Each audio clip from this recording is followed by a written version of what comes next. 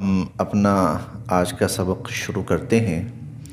اعوذ باللہ من الشیطان الرجیم، بسم اللہ الرحمن الرحیم۔ یا ایہا الذین آمنوا، اے ایمان والو، یا ایہا الذین آمنوا، اے ایمان والو، لا تقولوا، لا نہ، تقولوا کہو، لا تقولوا نہ کہو، راعنا راعنا، اے ایمان والو راعنا نہ کہو، راعنا کا لفظ نہ کہو، وقولوا اور کہو، انظرنا انظرنا، انظرنا کا لفظ کہو، راعنا کا لفظ نہ کہو، واسمعوا اور سنا کرو، واسمعوا اور سنا کرو، غور سے سنا کرو،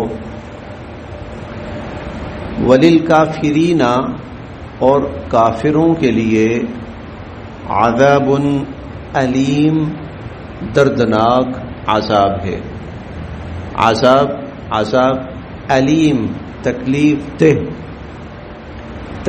دہ دردناک، وللکافرین عذاب علیم اور کافروں کے لیے تکلیف دہ دردناک عذاب ہے۔ اس آیت میں یہود کی ایک شرارت کا تذکرہ بھی ہے اور مسلمانوں کے لیے ایک بہت بڑا حکم، ہدایت اور نصیحت بھی ہے۔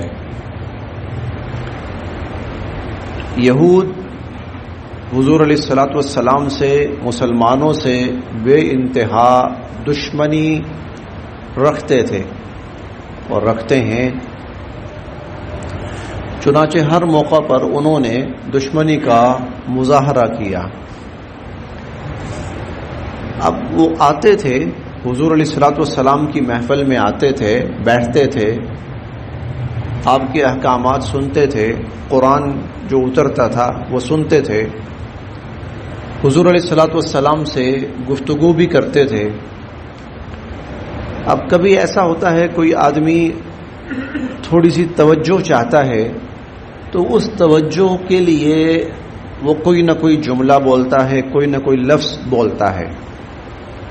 جیسے ہم کہتے ہیں جناب آپ کی تھوڑی سی شفقت چاہیے، آپ کی تھوڑی سی توجہ چاہیے، ذرا تھوڑی میری بات کی طرف توجہ کریں، یا مجھے تھوڑا سا ٹائم دیں، دھیان دیں۔ اس کے لیے ایک لفظ بولتے تھے، راعنا۔ یہ راعنا کا لفظ ٹھیک تھا، اس میں کوئی قباحت نہیں تھی، لفظ صحیح تھا، بالکل صحیح تھا۔ چنانچہ مسلمان بھی جب کبھی کوئی بات سمجھ نہیں آئی یا حضور علیہ الصلوۃ والسلام کو متوجہ کرنا چاہتے ہیں تو وہ راعنا کا لفظ بولتے تھے کہ اللہ کے نبی تھوڑی سی ہماری رعایت فرمائیے، ذرا ہمارا خیال فرمائیے، ہماری طرف توجہ فرمائیے۔ اور یہود کی ایک عادت تھی، یہ ہم پڑھیں گے چھٹے پارے میں، لیم بِأَلْسِنَتِهِمْ، کہ وہ زبان کا ہیر پھیر اس سے باز نہیں آتے تھے۔ زبان کے ہیر پھیر سے وہ کئی دفعہ الفاظ بگاڑ کر بولتے تھے۔ جیسے ہم 28ویں پارے میں پڑھیں گے، وَإِذَا جَاءُوكَ حَيَّوْكَ بِمَا لَمْ يُحَيِّكَ بِهِ اللَّهُ، جب یہ بدبخت آپ کے پاس آتے ہیں تو آپ کو اس طریقے سے سلام کرتے ہیں جس طریقے سے اللہ نے آپ کو سلام نہیں کیا۔ اور وہ کیا ہوتا تھا دیکھیں، اصل لفظ ہے السلام علیکم، وہ جلدی میں کہتے تھے السلام علیکم۔ سلام کا مطلب ہے سلامتی ہو، سام کا معنی موت ہے۔ عائشہ رضی اللہ عنہا سن رہی تھی تو انہوں نے کہا، جب یہ آئے بدبخت اونچی آواز سے انہوں نے السلام علیکم کہا نا تو انہوں نے سن بھی لیا، سمجھ بھی لیا، جواباً کہنے لگیں تم پر موت پڑے۔ تو حضور علیہ الصلوۃ والسلام نے فرمایا تم نے میرا جواب نہیں سنا۔ انہوں نے کہا السلام علیکم، میں نے کہا وعلیکم۔ میں نے وعلیکم السلام نہیں کہا، میں نے کہا وعلیکم. جو مجھے کہہ رہے ہو نا وہ تم پہ پڑے. یہ زبان کا مروڑ، جس سے لفظ ایسا بگاڑنا کہ سامنے والے کو محسوس بھی نہ ہو اور جو بے ادبی، بدتمیزی یا گستاخی کی جا سکتی ہے وہ بھی کر لی جائے.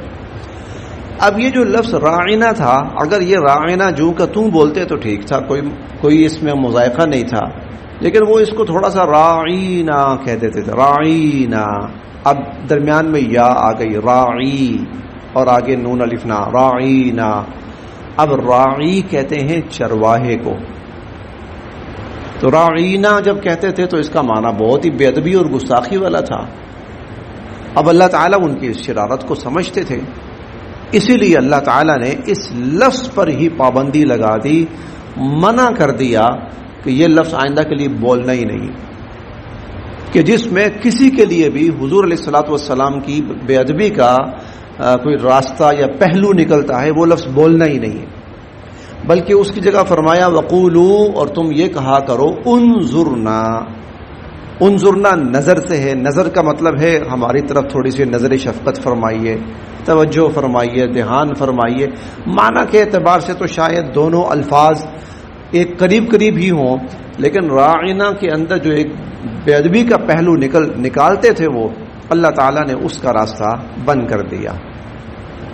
اب یہ تو جو وہاں کی ظاہری صورت تھی اس کے مطابق اللہ تعالیٰ نے یہ ہدایت ارشاد فرمائی، لیکن اس میں ایک بہت بڑا پہلو ہے جو ہمیں سمجھنا ہے. وہ یہ کوئی ایسا لفظ کہ جس میں نبی کریم صلی اللہ علیہ وسلم کی کسی بھی درجے بے ادبی کا پہلو نکلتا ہو، لفظ، انداز، لہجہ، کہ جس میں حضور علیہ الصلوۃ والسلام کی بے ادبی کا پہلو نکلتا ہو، مسلمانوں کے لیے اس لفظ کا استعمال ناجائز ہے. کیونکہ اس میں نکل رہا تھا نا، اللہ نے اس لفظ پہ پابندی لگا دی، یہ لفظ بولنا ہی نہیں. لیکن صرف یہ لفظ پہ پابندی نہیں لگی، اس پر تو لگی ہی لگی. دراصل وہ اصول سمجھایا کہ حضور علیہ الصلوۃ والسلام کی ذات اقدس میں، ذات اقدس کے حوالے سے کوئی بھی لفظ جو آپ کے مرتبے سے گرا ہوا ہو، تھوڑا سا کم درجے کا ہو، گرا ہوا نہ بھی ہو، کم درجے کا ہو، وہ بھی آپ کے لیے نہیں بولنا. اس لیے دیکھیں، ایک لفظ ہے استاد، ایک ہے معلم. ایک استاد ہے، ایک معلم ہے، دونوں معنی کے اعتبار سے قریب قریب ہیں، لیکن حضور علیہ الصلوۃ والسلام کے لیے معلم کا لفظ آتا ہے، استاد کا لفظ نہیں آتا، اور بولنا بھی نہیں ہے. اس کی وجہ کیا ہے؟ استاد تو کوئی بھی ہو سکتا ہے.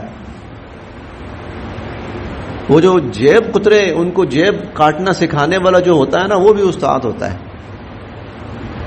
اور بہت سے برائی کے کام سکھانے والا وہ بھی استاد ہوتا ہے.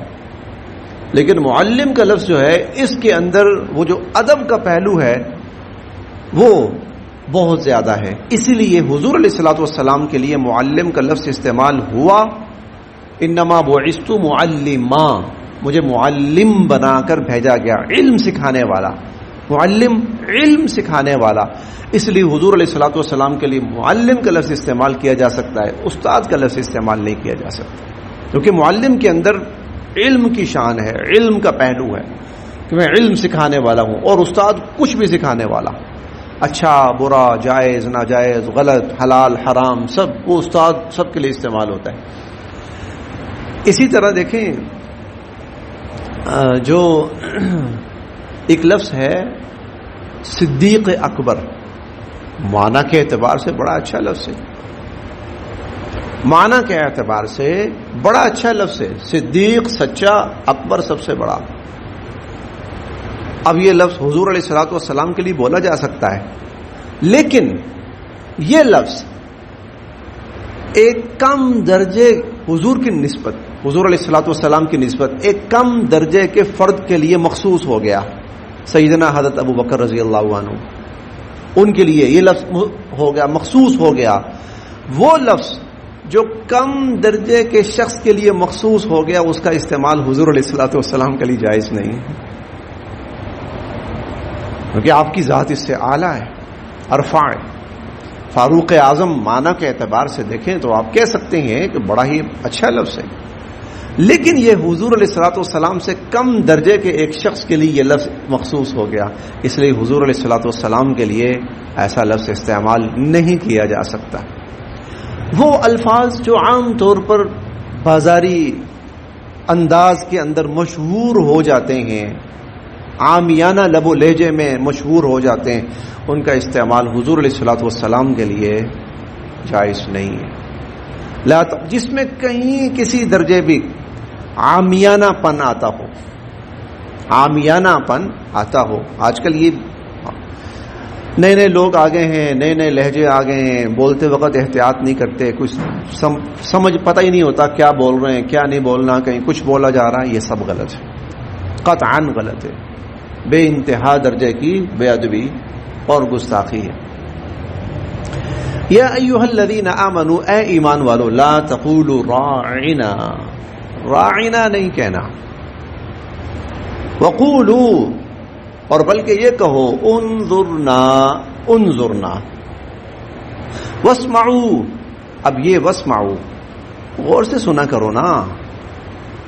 کبھی ایسا ہوتا ہے حضور علیہ الصلوۃ والسلام کوئی بات ارشاد فرما رہے ہیں، تمہارا دھیان نہیں ہے، اب دھیان نہیں ہے تو تمہیں بات سمجھ نہیں آئی، سمجھ نہیں آئی تو تم کہتے ہو اللہ کے نبی ذرا دوبارہ یہ بات فرما دیجئے، کیا فرمائی تھی؟ تو پہلے کیوں نہیں سنی بھائی؟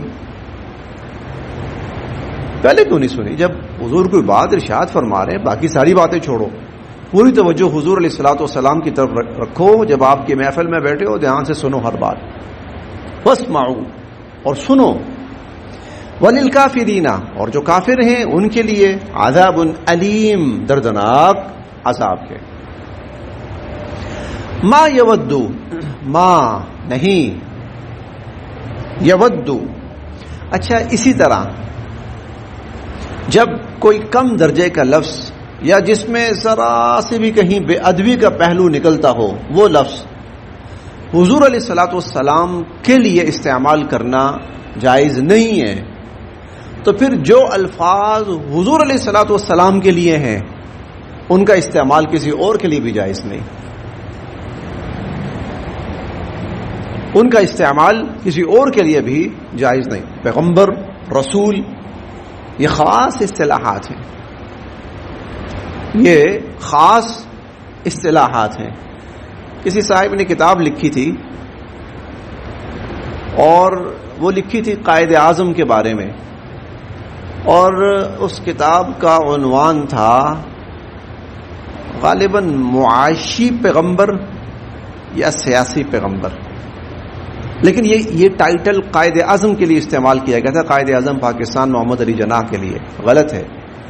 یہ پیغمبر کی اصطلاح ایک مخصوص اصطلاح ہے، اور یہ ان افراد کے لیے بولی جاتی ہے جن کو اللہ رب العزت کی طرف سے مبعوث کیا جاتا ہے انسانیت کی ہدایت کے لیے، جن پر وحی اترتی ہے، جن پر بسا اوقات کتاب بھی اترتی ہے، پھر وہ رسول کہلاتے ہیں، کتاب اترتی ہے، شریعت ملتی ہے، اور صرف وحی آتی ہے تو نبی ہے، تو یہ لفظ ان کے لیے استعمال ہوتا ہے، اس لیے اس کا استعمال عام انسانوں کے لیے جائز نہیں ہے۔ ما نہیں، یودو پسند کرتے، ما یودو نہیں پسند کرتے، الذین جن لوگوں نے کفروا کفر کیا، جن لوگوں نے کفر کیا، من سے اہل الکتاب، اہل کتاب، اہل کتاب میں سے جو کافر ہیں وہ پسند نہیں کرتے، ولا اور نہ المشرکین، مشرکین پسند کرتے ہیں، ما یود الذین کفروا من اہل الکتاب، اہل کتاب میں سے جن لوگوں نے کفر کیا وہ پسند نہیں کرتے، اور نہ ہی مشرکین یہ پسند کرتے ہیں، ان کے ینزلا اتاری جائے، علیکم تم پر، من خیر کوئی بھلائی، من خیر کوئی بھلائی، من ربکم تمہارے رب کی طرف سے۔ اے ایمان والو، اہل کتاب میں سے، چاہے کافر اہل کتاب میں سے ہوں چاہے مشرکین ہوں، بالکل پسند نہیں کرتے یا ان کو گوارا ہی نہیں ہے کہ تمہارے رب کی طرف سے تم پر کوئی خیر اترے، کوئی بھلائی اترے۔ واللہ، اور اللہ، یختص، مخصوص فرما لیتے ہیں، برحمتہ، اپنی رحمت سے، من یشاء، جسے چاہتے ہیں، اور اللہ تعالیٰ اپنی رحمت سے جسے چاہتے ہیں مخصوص فرما لیتے ہیں۔ واللہ، اور اللہ، ذو، والے، الفضل، فضل، عظیم، بہت بڑا، اور اللہ بہت بڑے فضل والے۔ اس آیت میں یہود کی جتنی دشمنی تھی یا جو ان کی شرارتیں ہوتی تھیں اس کی وجہ بیان کی گئی۔ وجہ کیا ہے؟ اور بلکہ شاید ہم کل تو نہیں پرسوں ہم پڑھیں گے، حسدا من عند انفسہم، وہ ان کے دلوں میں جو حسد ہے نا اس وجہ سے، یہ ہم کل پڑھیں گے۔ یہ آیت نمبر 109 ہے، 108 ختم ہوگا 109، حسدا من عند انفسہم۔ وجہ کیا تھی؟ پہلے بھی یہ بات بیان ہو چکی ہے۔ یہود کی خواہش یہ تھی، ان کا خیال یہ تھا کہ جو آخری نبی آئیں گے نا وہ بھی ہمارے خاندان میں آئیں گے، لیکن اللہ رب العزت کا فیصلہ یہ نہیں تھا، اور اللہ کا فیصلہ یہ تھا کہ آخری نبی بنی اسماعیل میں آئیں گے۔ چنانچہ حضور علیہ الصلوۃ والسلام بنی اسرائیل کے بجائے بنی اسماعیل میں تشریف لائے اور آپ کو نبوت سے سرفراز فرمایا گیا۔ اب ان کو یہ چیز ہضم نہیں ہوتی تھی کہ ہمارے خاندان سے ایک چیز نکل کر دوسرے خاندان میں چلی گئی، چنانچہ ان کے ایمان نہ لانے کی بڑی وجہ یہی حسد تھا۔ یہاں سے وہاں چلی گئی، ان کے پاس چلی گئی، کیوں؟ نہیں، ہم نہیں مانتے، کسی اور خاندان کا نبی ہم نہیں مانتے۔